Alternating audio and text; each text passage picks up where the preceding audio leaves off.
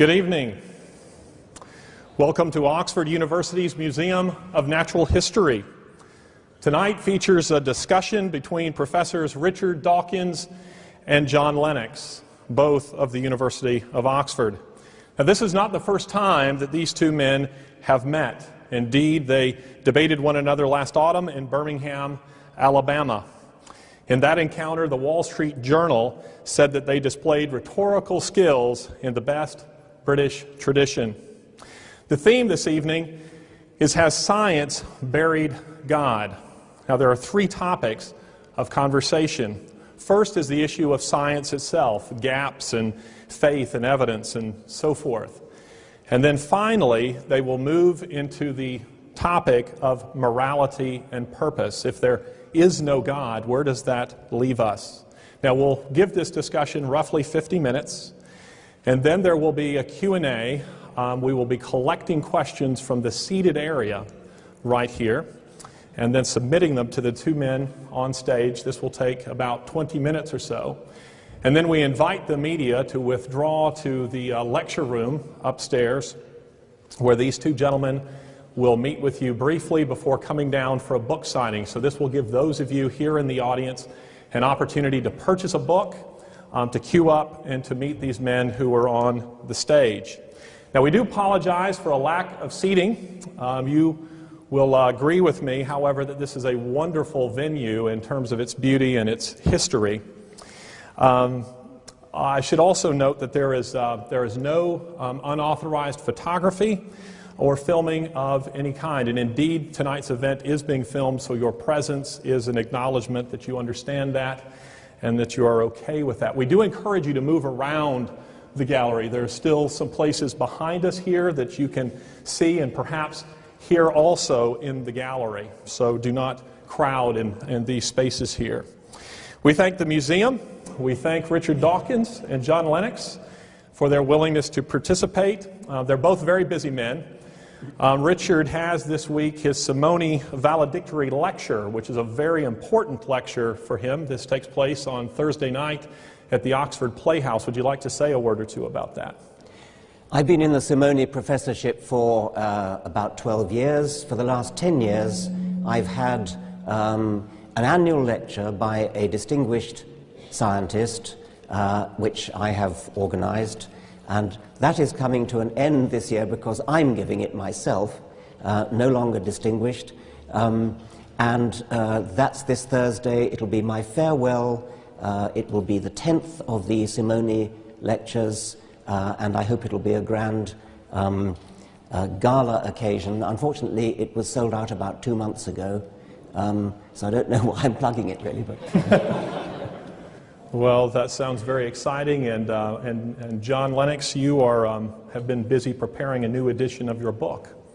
That's right. The book's called God's Undertaker, Has Science Buried God?, which is in fact the title of our discussion this evening, and I'm trying to respond to comments people have made and to extend it a little bit. It'll come out with Lion Hudson, I hope, in the new year. Well, very good. Well, gentlemen, we will begin here, but first I want to remind you that we have to stay on schedule, and the T-Rex is actually mechanized. So if you get out of bounds, we do have men who will operate that. So we'll begin with Richard. Richard, the question as we begin is, has science buried God? Well, which God? I mean, we could take Einstein's God, which is not really a personal God at all, but which is a sort of poetic metaphor for the mystery, that which we don't understand about the universe. We could take a deist God, a sort of God of the physicists, a God of somebody like Paul Davies, who devised the laws of physics, God the mathematician, God who put together the cosmos in the first place and then sat back and watched everything happen. And that would be, the deist God would be one that I think it would be, one could make a reasonably respectable case for that, not a case that I would accept, but I think it is a serious discussion that we could have. The third kind of God is one of which there are thousands and thousands of varieties, Zeus and Thor and Apollo and Amun-Ra and Yahweh.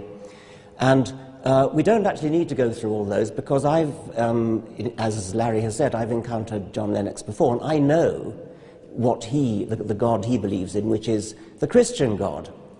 So we only have to talk about the Christian God. John Lennox is a scientist who believes that Jesus turned water into wine. A scientist who believes that Jesus somehow influenced all those molecules of H2O and introduced proteins and carbohydrates and tannins and alcohol and turned it into wine. He believes that Jesus walked on water. I had been accustomed to debating with sophisticated theologians, and I come across John Lennox, who is a scientist who believes in all those things. In particular, he believes that the creator of the universe, the God who devised the laws of physics, the laws of mathematics, the physical constants, who devised the parsecs of space, billions of light years of space, billions of years of time, that this paragon of physical science, this genius of mathematics, couldn't think of a better way to rid the world of sin than to come to this little speck of cosmic dust and have himself tortured and executed so that he could forgive himself.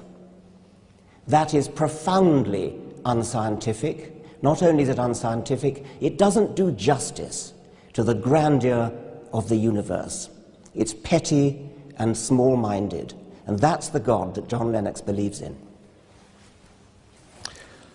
Well, Richard, thank you for explaining so clearly, at least in part, what I believe. I'm glad to hear you say that you feel a good case could be made out that there is rationality behind the universe. You said it's not something you personally accept. So you believe that this universe is just a freak accident. There's no mind behind it. And yet here you are with one of the best minds in the world. So you believe a number of things that I, as a scientist, find very difficult to believe. And we can certainly talk about my specific Christian faith later, but I confess to it absolutely. I think that there is a creator of the universe. He created it, but he's not just a force, he's a person. And we are persons created in his image.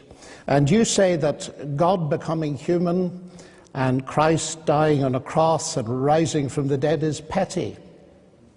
I think the exact opposite. It's not petty, because it deals seriously with the fundamental problem that I don't think atheism even begins to deal with, and that is the problem of our alienation with God.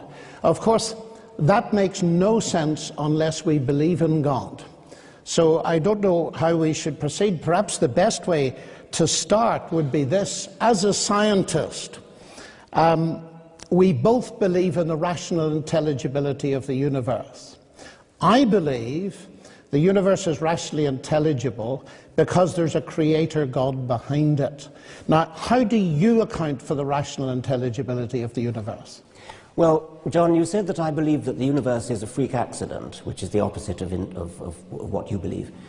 For many years, for many centuries indeed, it seemed perfectly obvious that it couldn't possibly be a freak accident, because you only had to look at living creatures, the sort of magnificent diversity we see in this museum, and everything looks designed. And so it was clearly preposterous to suggest that it was due to any kind of freak accident. Darwin came along and showed that it's not actually a freak accident, but nor is it designed. There's a third way, which in the case of biology is evolution by natural selection, which produces a close imitation of something that is designed. It's not designed. We know that now. We understand how it happened.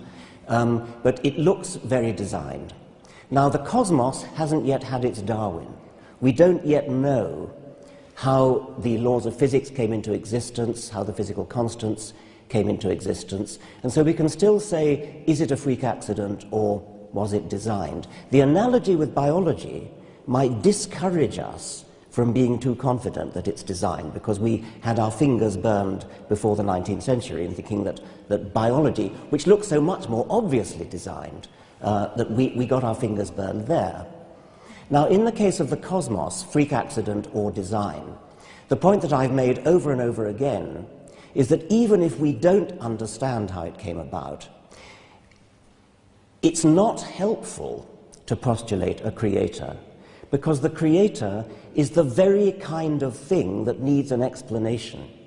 And although it's difficult enough to explain how a very simple origin of the universe came into being, how matter and energy, how one or two physical constants came into existence, although it's difficult enough to think how simplicity came into existence, it's a hell of a lot harder to think how something as complicated as a god comes into existence, difficult enough to think of how a deist God comes into existence, and even more difficult to think of how a Christian God who actually cares about things like sin and gets himself born of a virgin.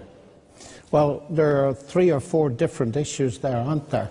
There's the question of what Darwin did and so on and so forth.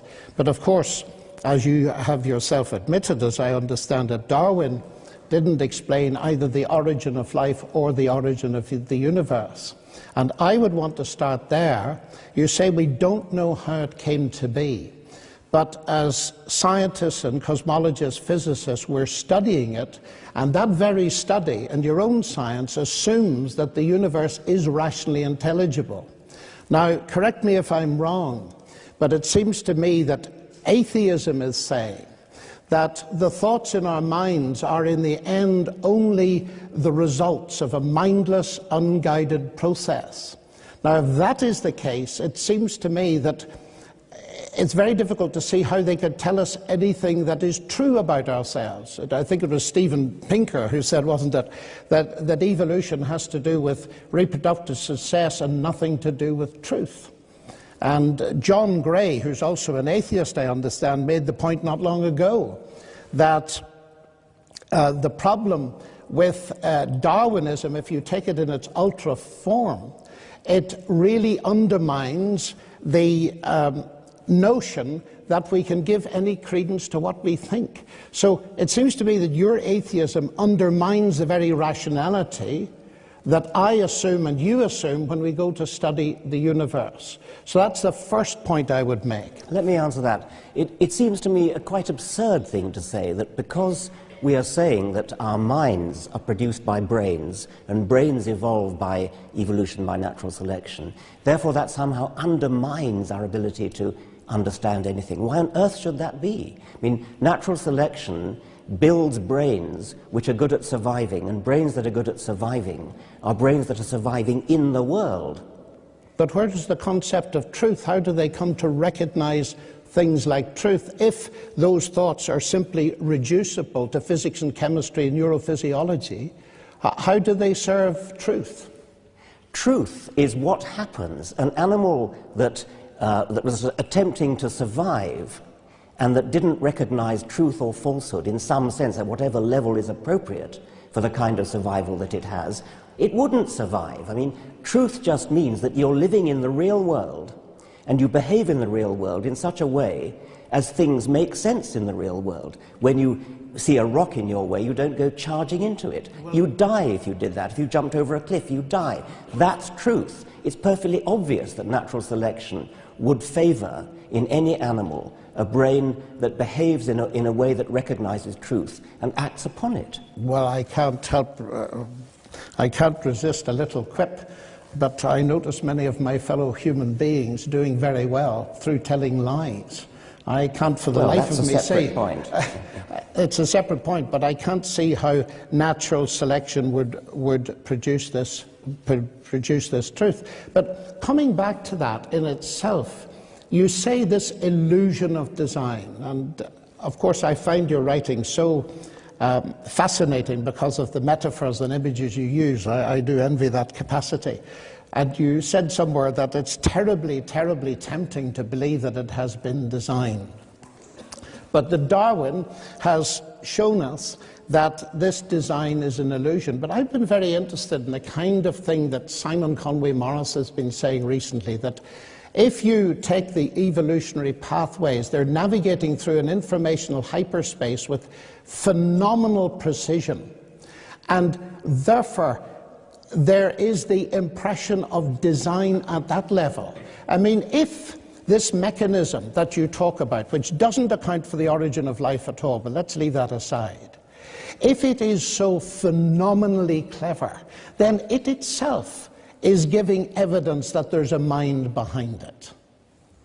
The whole point of Darwinian natural selection is that it works without design, without foresight, but that's an assumption. No, it's not an assumption. That is exactly how it works. Before Darwin came along, it looked perfectly obvious that even if evolution happened, there must be some guiding force to tell animals or plants how they ought to evolve. Natural selection is a blind force. The things that survive, survive. With hindsight, we can see that the ones that survive are the ones that are good at surviving. They have the genes that make them survive.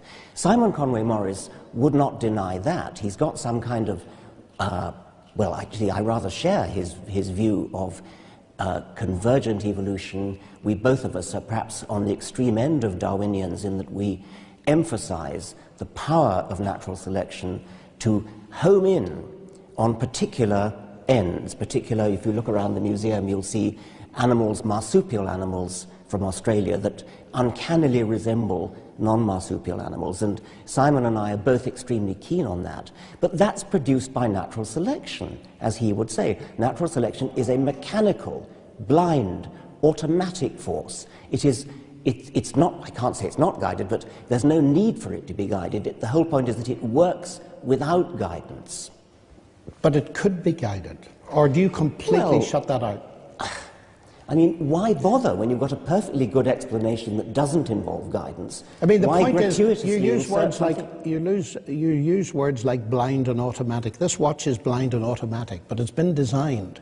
The words themselves do not shut out that notion.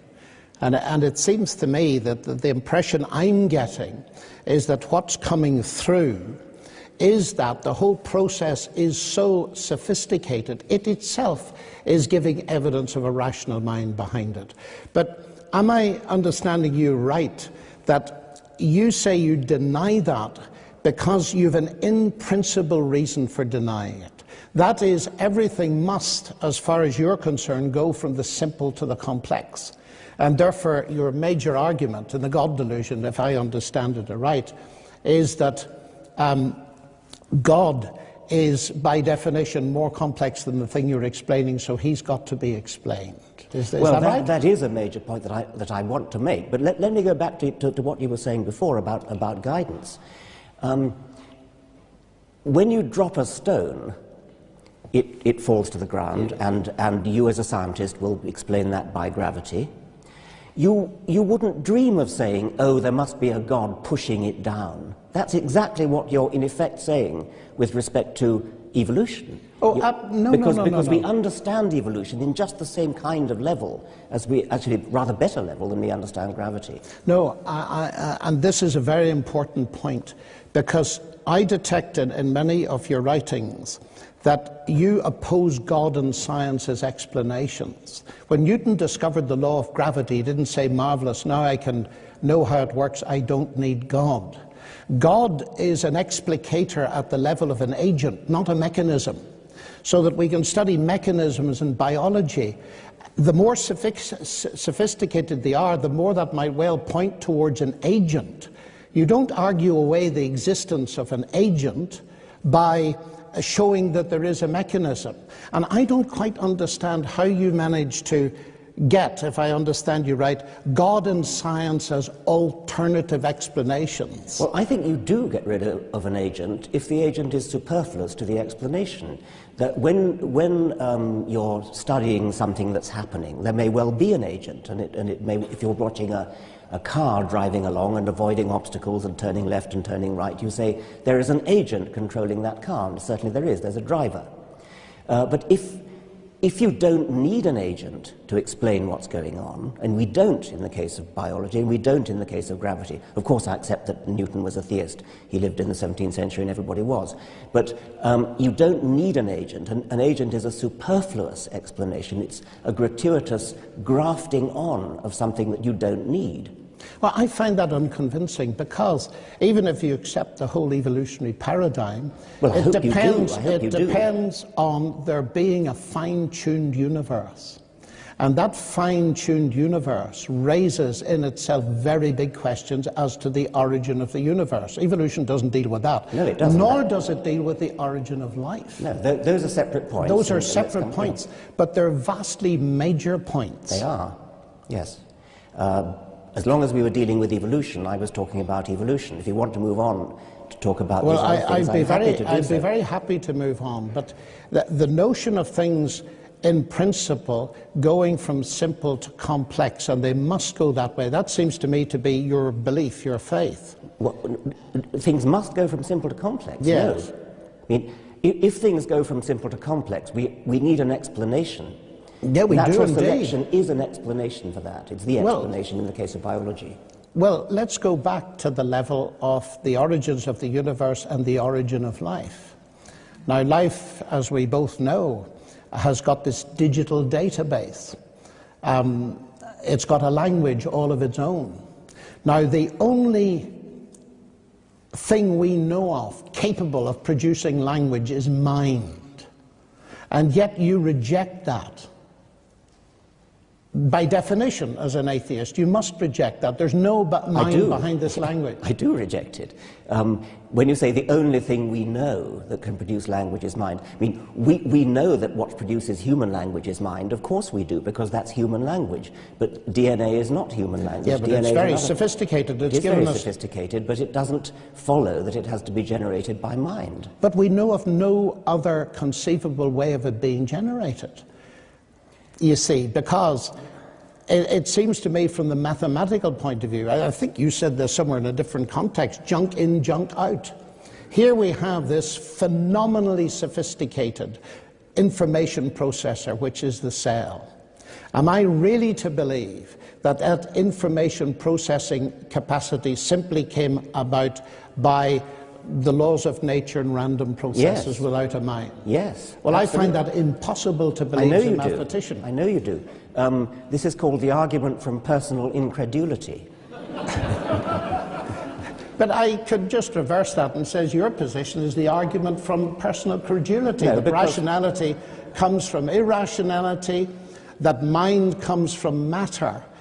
To me, the biblical explanation in the beginning was the word, the logos. That makes perfect sense. And it makes sense of the fact that we can do science itself. But you haven't explained where the logos came from in the first place. Well, of course not, because the logos didn't come from anywhere. Well then, in what sense is it an explanation? Because the notion that you say you have to ask who created the logos, that says that you're thinking of a created God. The whole point about the God revealed in the Bible is that he was not created. He is eternal. He is the eternal logos. And I ask myself, as an inference to the best explanation, which makes more sense? That there's an eternal logos and that the universe, its laws, the capacity for mathematical description and so on, that these things are derivative, including the human mind, from the logos. That makes very much more sense to me as a scientist than it's the other way round, when there is no explanation for the existence of the universe. Do you just believe the universe is a brute fact? The universe is an easier brute fact to accept than a conscious creator. Well, who made it? It's you who insists on asking that question. No, you asked me who made the creator. The universe created you, Richard. Who made it then? A God is a complicated entity which requires a much more sophisticated and difficult explanation than a universe, which is, according to modern physics, a very simple entity. It's a very simple beginning. It's not a negligible beginning, but it's a very simple beginning. That has got to be easier to explain than something as complicated as a God. Yeah, you can't explain the existence of God, but I think you may have missed my question. I'm drawing a parallel. You see, you say that it's, at least, don't let me put words in your mouth, of course, because that would be unfair, but I'm getting the message that it's ridiculous for me to believe in a God who created the universe and me, because I have to ask who created God. All I'm doing is turning that question round and saying, the universe, you admit, created you because there's nothing else. Well, then who created it? I understand you perfectly. I'm making that we both of us are faced with the problem of saying, how did things start? Yes. I'm saying it's a hell of a lot easier to start with something simple than to start with something complex. That's what complex means. But I don't think so. If I pick up a book called The God Delusion, it's a pretty sophisticated book. It's got lots of words in it. But actually, as I look at page 1, I don't even need to go beyond page 1, I conclude that it comes from something more complex than that book itself, namely you. Yes, I mean, obviously complex things exist and brains exist. Well, and why can I not look at the universe, the whole show, which includes Dawkins and Leyland? I'll tell you why. Because my brain that produced a book has an explanation in its own right. That explanation is evolution. We go back and back and back to the origin of the universe. That provides an explanation for complex brains, and complex brains produce books and museums and cars and computers. Of course we have complex things that produce other complex things, but science has an explanation for where complex brains come from in terms of simple beginnings. I don't think it has at all. At the level of the origin of life, reading the literature, even the recent literature, the word miracle comes up probably far too often for your liking anyway, that they're just going from, say, the self-organizational properties of low-level molecules that you got in some kind of primeval situation to the phenomenal self-organizational potentialities of macromolecules. There's just no way you can get there. Well, you're asserting that there's no way. We don't yet know what it is because there's a lot of work yet to be done. Science doesn't yet know everything. There are still gaps. Yeah, but I'm not ruling out the fact that there's a physical side to it and so on. But it seems to me that the fact that the basic description of this ancient language, and it's a very ancient language of DNA, points much more arguably to the existence of a logos, a divine logos who started it, than the notion that it's going to be exhaustively explained in purely naturalistic terms. Because I would still go back to the point I made earlier, although I don't want to harp on it. This extreme reductionism removes from me the very rationality which we use to have the discussion. So that I'm not simply terribly tempted to believe it's all been designed. I believe it's all been designed, but that doesn't, and here's something else that I'd like to bring up in this, that doesn't stop science. I fear sometimes that your dichotomy, either God or science, might put some people off science because they'd prefer God, and that would be a pity. Well, you're hopping around from one topic to another, but so we could do the origin of life, we could do the idea of miracles, the idea that somehow my approach to science puts people off. But, okay, let's do the last one then. When you feel like it, you will smuggle in magic. You'll smuggle in magic for miracles in the Bible, you'll smuggle in magic for the origin of life. I can't explain the origin of life at the moment. I mean, nobody can, people are working on it. But you believe that it will have a naturalistic solution? Yes, I think that it is a cowardly cop-out to suggest that just because we don't yet understand something, therefore magic did it. Oh, well, I would agree with that. I mean, the God of the gaps idea. Well, but that's exactly what you're putting forward, the God of the gaps. You're saying, you're pointing to the origin of life, you're pointing to the origin of DNA and saying, oh, well, okay, Darwin's done everything after the origin of life, but he hasn't done the origin of life. No, that's the God of the gaps. I think what I'm saying here is that there may well be two kinds of gaps. That is, there are bad gaps that science closes. But could it not be that science can open some gaps? Now, what I mean by that is this. Your assumption, as I understand it, is that there's going to be an exhaustive, reductionist, naturalistic explanation of everything in scientific terms. I don't think so. Now, if there is a God, and if he created this universe, and if, as I believe, he is personal, then I would expect certain things to follow. One, that I would see evidence, not proof, but evidence in the universe that God existed. I feel I see that in the mathematical describability of the universe, in the fine-tuning of the universe, and so on, and in the marvelous sophistication of the world. I'd expect to see God's traces there. I would also expect that there may be occasions when God speaks in special ways, and therefore the more we try to analyze those things in terms of purely reductionist science, it'll get more and more difficult instead of more and more simple. I wouldn't expect there to be many of those places. I think the origin of life might be one of them.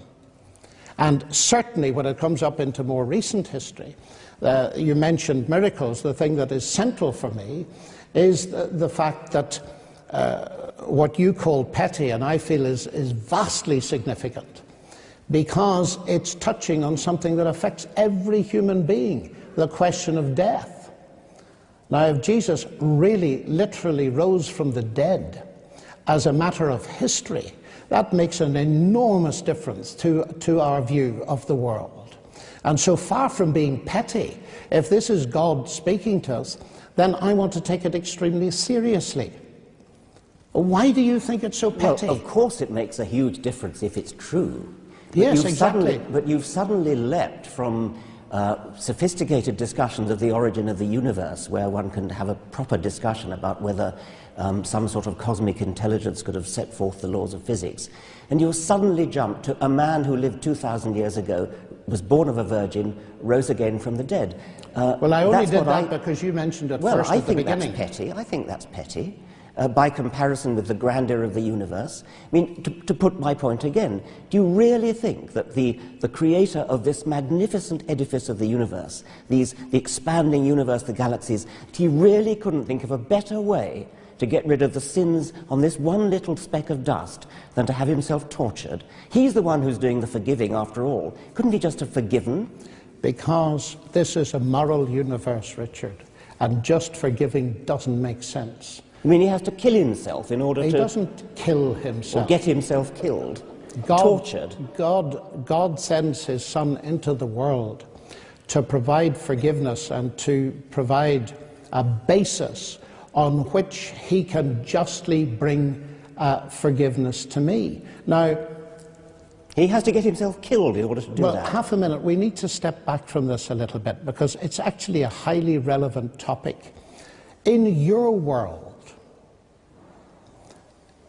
where is justice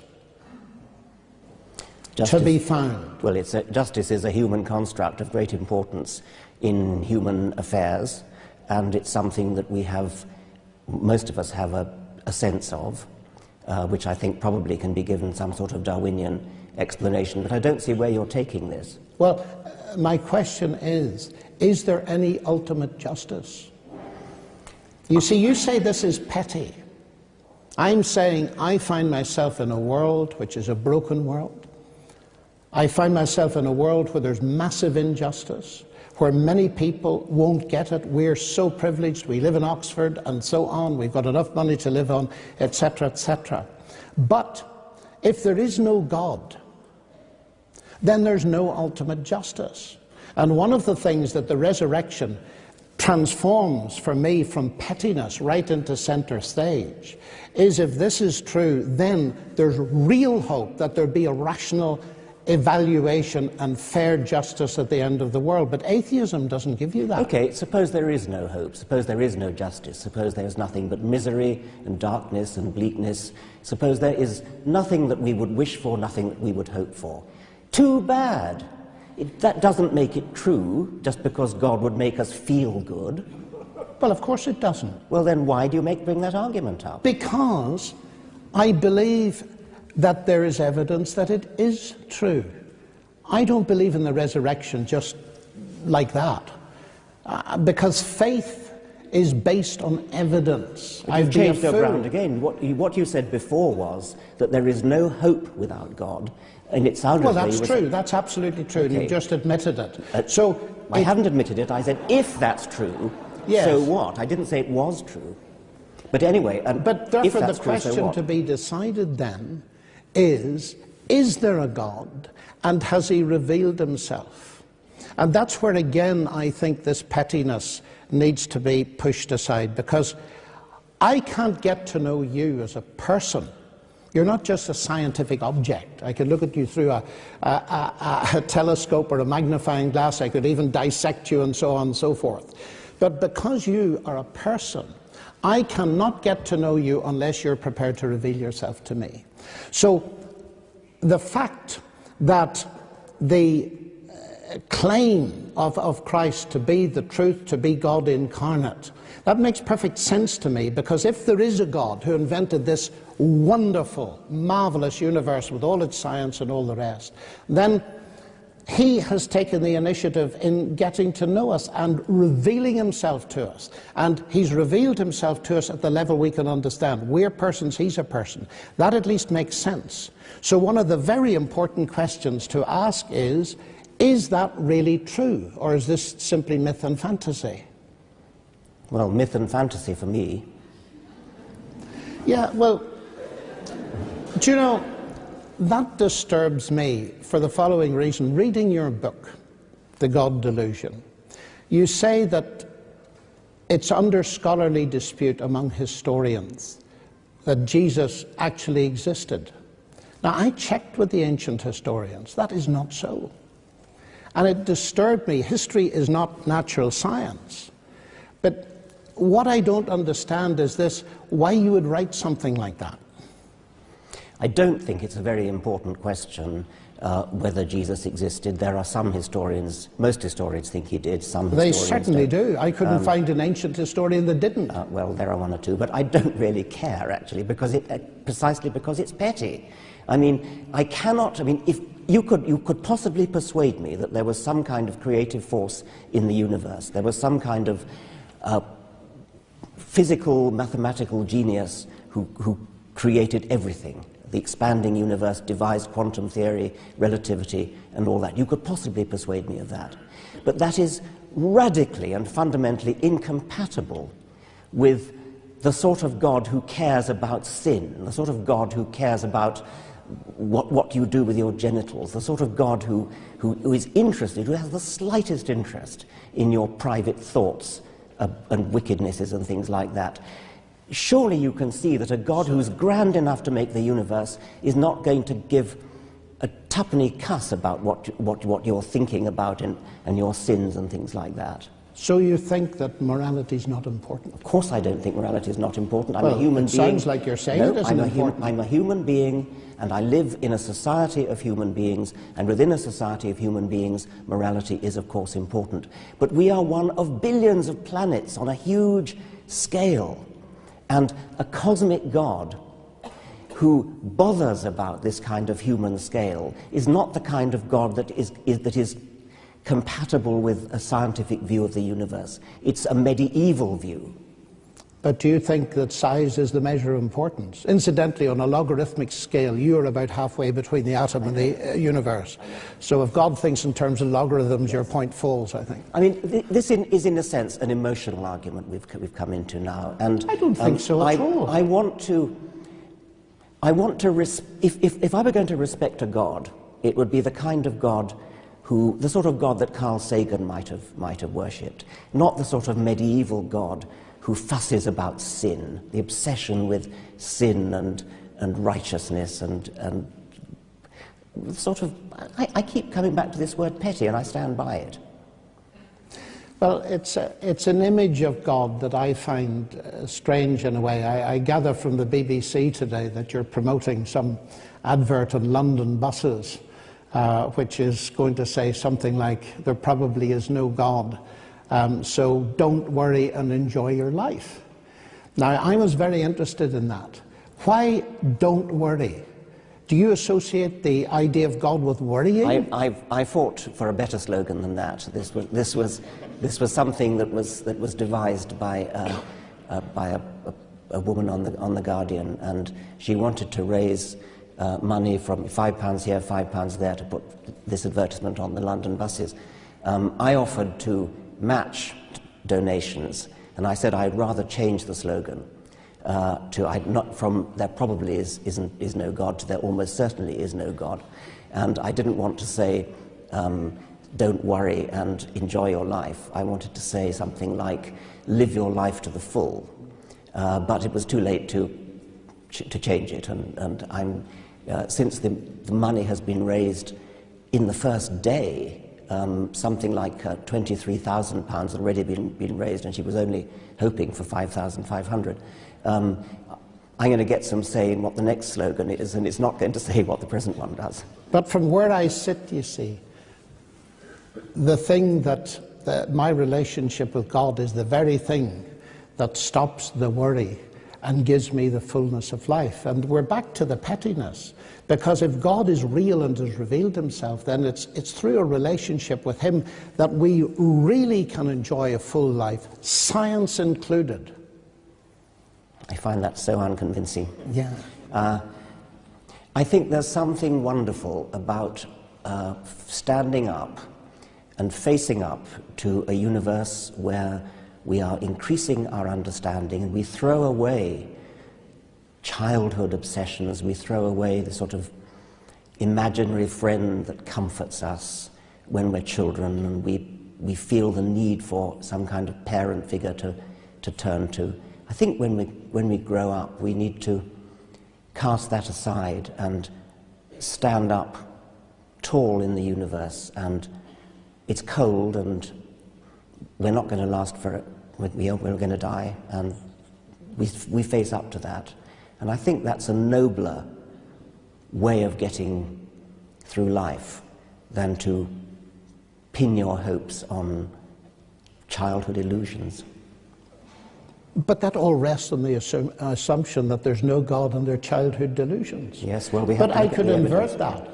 That's a typical Freudian explanation, Yeah. but one's atheism could be exactly that. Yeah. A flight away from the reality that there is a God. So we're back to the question, inevitably. We need the evidence. We need the evidence. And what I'm suggesting to you is that we do have evidence. We have it in science, part of God's revelation. And I believe this building was probably dedicated to the glory of God. No, it wasn't actually. Wasn't it?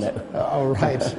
Okay. Rather the reverse. Well, Oxford University, Yeah. where we That's get going back a few centuries yes, there. Yeah. The Lord is my light and my illumination is the base of it. And there was that wholeness of life. And it seems to me that by truncating everything and putting it into the science basket, so to speak, that I get the impression that you're not taking history really seriously. Otherwise, you'd interact with it. And I'm trying to get to the basis of why that is so, because you regard what Jesus has done and who he is as petty. And I find the contrast between standing tall in a silent and cold universe with no hope, believing that your moral sense must ultimately be illusion. You're crying for justice because most people will never get it, because death ends everything. The contrast between that and enjoying the friendship, the personal friendship of God, and knowing that ultimate justice will be done, is immense. Well, of but the course basic it is. question Is it true or not? Yeah, that is the basic question. It is completely irrelevant if it's comforting, if it gives you hope, if it gives you happiness. That has nothing to do with whether it's true. That I agree with entirely. So we need to know whether it's true. Yes. Now, when you look at history, and let's leave aside, maybe I alluded to the possibility that some historians think Jesus never existed. I take that back. Jesus existed. However, if you're going to say that Jesus was born of a virgin, that Jesus walked on water, that he turned water into wine, that is palpably anti-scientific. There is no evidence for that. And if there were, you would be, well, I mean, no, there simply isn't any evidence for that, and no scientist could possibly take the idea seriously. I can make it worse for you. I know you can. Because Jesus actually claimed to be the Logos that created the whole universe. And if this is the Creator incarnate, making water into wine and so on is really a triviality. The more fundamental thing is the fact that he claimed to be and gave evidence that he was God. When you say it's anti-scientific, I don't think it's anti-scientific at all. Science cannot say that miracles do not occur. It can say they're highly improbable. But nobody is claiming that these things occurred by natural processes. They occurred because God fed his power in. Nor did the whole universe, if we look at it, occur in that sense by natural processes. God created it. We study all the natural processes within it. So when you say it's anti-scientific, I think it's not anti-scientific. What I mean by that is that if, and when doing science, we constantly have to keep in mind that at any moment there might be a little magic trick slipped in. That would completely nullify the whole enterprise of science. Oh, I agree with that. But well, you see, that's what you're allowing then. No, I'm not allowing that at all, because in order to recognize what the New Testament calls miracle, a special act of God, you must be living in a universe that has regularities and that we recognize them. I agree with you entirely. Otherwise you wouldn't notice the miracles. That's exactly true. Yeah. You wouldn't recognize if dead people were popping up all over the place. You wouldn't think it was very special. But the fact is you need two things, not one. You've got to have regularities which we call the laws of nature, although they're not causes. They're, in a sense, descriptions that we can use. You also need to be able to recognize those so that, for example, when Joseph discovered that his wife-to-be Mary was pregnant, he simply didn't believe her story. He was going to divorce her. He knew exactly where babies came from. He knew the regularity. It took very special convincing for him to realize that something extremely special had happened. But science cannot stop that. The question is, of course, did such a thing ever happen? And the central focus in the New Testament is not that, which is not so readily accessible to evidence, the virgin conception, but the resurrection of Christ. And ancient historians, and it has fascinated me recently going over it, ancient historians whose discipline is very venerable, and I'm not talking about Christian ancient historians, ancient historians, many of them, even at the skeptical end of the spectrum, say that the evidence for the resurrection of Christ is very powerful. The explosion of the Christian church from a non-proselytizing group of Jews in the first century, the empty tomb and all the rest of it, has even led Geza Vermesh, who's one of the most distinguished ancient historians in Oxford, to say, yes, this tomb was empty, and hallucinations and this kind of explanation do not wash. So we have to ask ourselves, are we prepared to believe in historical testimony or not? Well, you must talk to different historians than the one I talk to, than the ones I talk to. But in any case, I still come back to the point that you cannot do science if at any time you remember that famous cartoon of you. Oh, I do. And therefore a miracle happens in the middle of the equations. Yes. I mean, that is deeply against the spirit of science, and I don't think I could do science if I thought that at any time something like the resurrection, something like the virgin birth was going to be smuggled in by a godly caprice.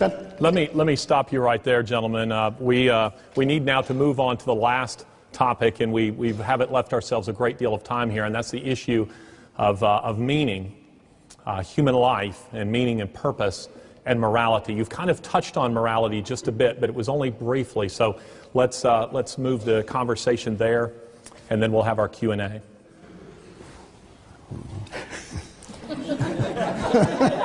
He's brought us to a complete stop, hasn't he? The T-Rex is warming up. Yeah. Well, we have talked a bit about we have morality. talked a bit about meaning too, haven't we, really? Well, meaning is something which obviously scientists like to find, and we like to find meaning in things. We like to understand things. And as I said before, brains are selected to be functional, to work well in the real world. And one of the things that makes them work well from a survival point of view is to find meaning and correct meaning, to interpret the facts of the world in a way which fits in with what's going to happen next, for example. So you don't jump over a cliff because you understand the meaning of jumping over a cliff is that you're going to die. So meaning is something that human brains appreciate, and meaning is something that scientists appreciate in a more sophisticated way. So what is the ultimate meaning of life for you? The ultimate meaning of life depends on what you mean by it, obviously. Each one of us can make an ultimate meaning. Each one of us can have a private meaning, a purpose in our life, what we hope to achieve in our life. Or a biologist might say the ultimate meaning of life is the propagation of genes. That would be a very different kind of meaning. They're both true. I suppose the basic question for me here is, what is the nature of ultimate reality? If ultimate reality is simply the universe, in some sense, or multiverse, that's one thing. And I am at a loss to understand how you get from simple atoms, elementary particles, and so on, to a brain, let alone a mind, the I, the person. And we don't understand what consciousness is, and so on. I don't begin to see, and I don't think scientists begin to see, how you can get to something that even understands the concept of meaning. But I can understand it if behind the universe, the ultimate reality is not impersonal matter and energy that somehow has produced all this stuff bottom up. I can understand it if it's top down, as well as partly bottom up, and that is that there is a God who is personal, who is good, who is the source of life and meaning, and who reaches out to me as a person, and who, in fact, far from stopping me doing science, encourages the development of the mind that he has given me. And so meaning to me has all kinds of dimensions, as you would agree with, in my family, with my wife and my children and my work and so on. But it's not bounded by the 70 years and 10. It's not bounded by the death of the universe either. It's got an expanding horizon of hope. And that, to me, is the only thing that is worthy of the God that created this vast cosmos. That our lives are not going to be extinguished just like that. There is a beyond, and I can walk with confidence into that beyond because I have a real relationship that's got a firm basis with the God who invented it all. And therefore it seems to me that the meaning given by atheism and reductionism is very, very tiny. Now, of course, you'll come back immediately and say it's a question of truth. Of course it's a question of truth. But at least we can have a look at the different kinds of worlds that we represent. Because that business of it's tempting, it is terribly tempting. Do you ever get terribly tempted to believe that there is a God and that the kind of thing I'm saying is true? I've said to you already that there are many things that would be very nice about it, but as you've just repeated, it doesn't make it true. No, it doesn't. I mean, you think you're going to survive your own death, I gather. Yes, I do. Yeah. I mean, but so you think that even though your brain dies, something else... I mean, at what point in evolution did that remarkable faculty emerge? I haven't a notion. It's part of God has created human beings in his image. What on earth does that mean? In his image? Do you think he looks like us? No, no. Well, that we have personality, that it's an anthropomorphism. But we are persons. God is a person, and therefore we can relate to him. That's what the whole business is about. Was Homo erectus a person? Well, I can't decide by looking at fossils whether it was a person or not. But do you think it happened gradually? Person. Do you think it happened gradually? I mean, or was there a moment when a child was born that was a person and its parents weren't? My own feeling is that there was a point when God did something special, but it would be very hard to detect that from any scientific investigation. So God suddenly kind of dived into the evolutionary process and said, right, from now on they're going to be persons. Well, whether he dived into an evolutionary process or did it specially is an open question. I do believe in evolution as far as Darwin saw it, the variation and modification that we've been talking about. I'm not actually sure, but this is a vast topic now to begin. Gentlemen, I think we digress. Yeah. Okay. The issue again is purpose. I want to hear that ending. I want to hear whether he believes in evolution. Well, I've said that I believe in what Darwin observed, but I'm not sure that the mechanism of mutation and natural selection can bear all the weight that's put on it. For example, producing consciousness and so on. I think there may be several points in the history of the universe where God did something special. But I'm not going to be over-dogmatic on that tonight, because those aren't the places where I rest my faith in God. Sorry, Mr. Chairman. No, again, we still have a few minutes, but we're discussing this issue. Do you feel that you've discussed sufficiently the issues of purpose, human purpose? You're actually giving a lecture on that in 2 days. And also the issue of morality. Are you comfortable that you've discussed that? Yeah, I think we should go to questions. Okay. Well, very good. Yes? Yeah, that's fine. Yeah. Okay, the first question is for Dr. Leynicks, and it is, Professor Leynicks. How do you explain the similarities between organized religions, and why do you feel that the Christian faith is in some way more viable than the others? That's a question for me? Yes, indeed. How do I explain the similarities between organized religions? I think that when we look around the world, there are various aspects to any given religion, and one of the very important ones is the moral aspect. And as has been pointed out by many people, if you look around the world, you find a common moral pool. In fact, you mentioned this in your book. A common moral pool that people of all faiths or none will respond very similarly to the same kind of moral questions. Now, to me, the explanation for that is the one I've just given, that each person is a moral being made in the image of God. And therefore, as I look around the world, I would expect, whether people believe in God or not, that they have a roughly similar morality. So there are similarities at that level. But then you will get very big differences when it comes particularly to the question of the basis for a relationship with God. And that tends to diverge. There are some religions that say that a relationship with God must be based on human merit. And as many probably know, Christianity says the exact opposite, that the relationship with God comes through trusting Christ because of what he did through his cross and resurrection, and is not merit but is a gift.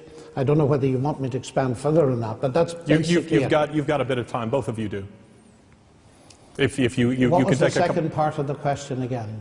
Just what's so special about Christianity? Yes. What distinguishes Christianity? Why do you feel that the Christian faith is in some way more viable than the other religions? I see. Well, I think for me the question is, very aware of Richard sitting here to my right, is whether it's true or not.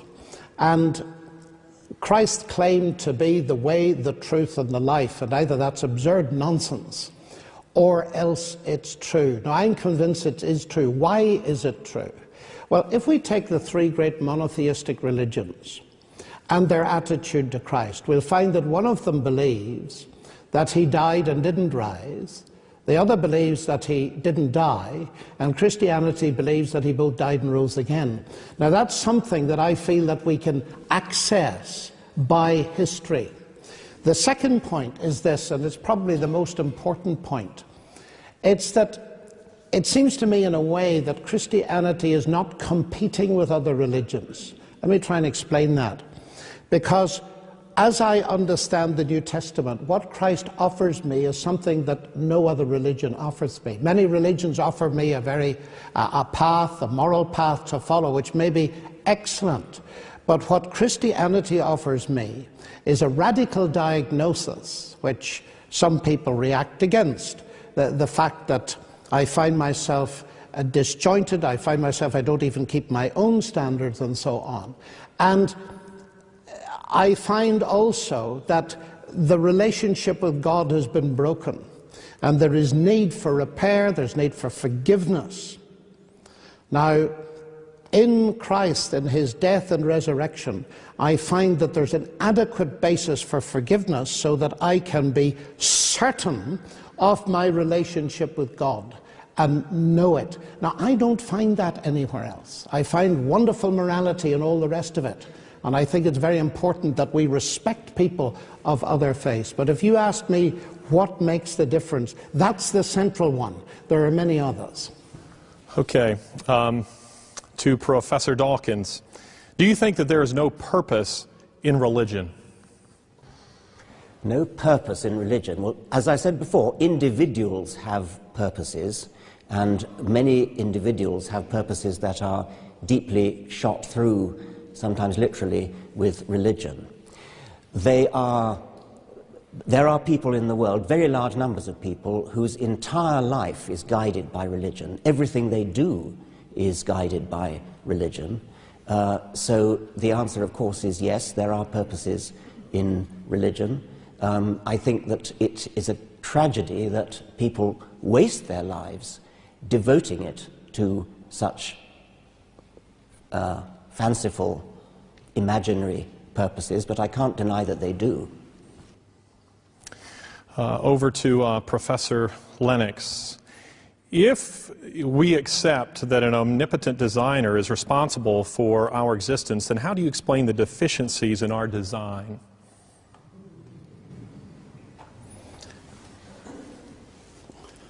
Well, of course, the question assumes that there are deficiencies. All design involves compromise with all kinds of different constraints and so on and so forth. So I think before I rush to say there are deficiencies in our design, I would need to know what the ultimate purpose of the designer was and all the rest of it. So it's very difficult to respond to that. I believe myself that the ultimate designer is God, but I also believe we live in a damaged universe, and so we see around us, alas, all kinds of things that are a result of, well, human evil as a result of the disjointedness of creation and so on and so forth. But that would lead us into a very much deeper question of the problem of moral evil and pain. To Professor Dawkins, how do you explain the origin of the laws of physics? I do not know the origin of the laws of physics, as I've said again and again.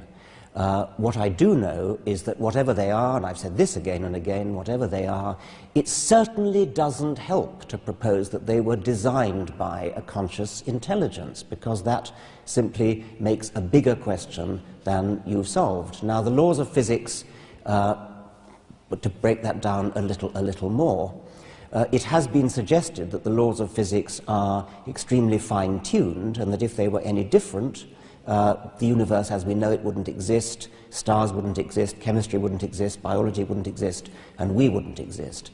And theists are tempted to say, therefore, the laws of physics must have been designed in such a way that they are exactly fine-tuned to bring us into existence. Once again, that is a non-explanation, because it leaves open the explanation for the designer.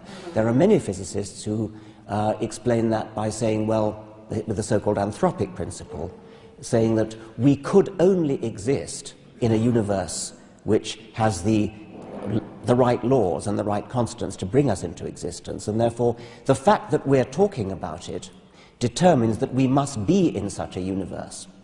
That's the anthropic principle. There are versions of it which make it a bit more plausible.